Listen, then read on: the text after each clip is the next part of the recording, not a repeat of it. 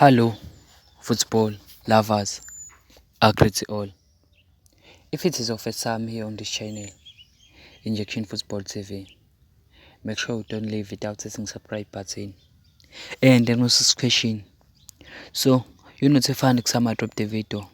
So please like.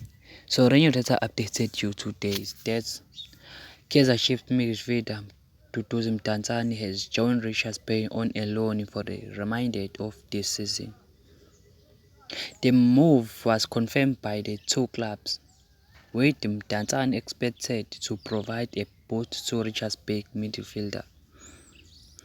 Mdantsane loan's move is seen as an opportunity for him to gain more playing time and experience, having struggled to break into Kaizer Chiefs starting lineup. So if you are new here on this channel, Injection Football TV, make sure you don't leave without pressing subscribe button and the notification so you notify next time I drop the video. And please rewrite your thoughts on the comment section.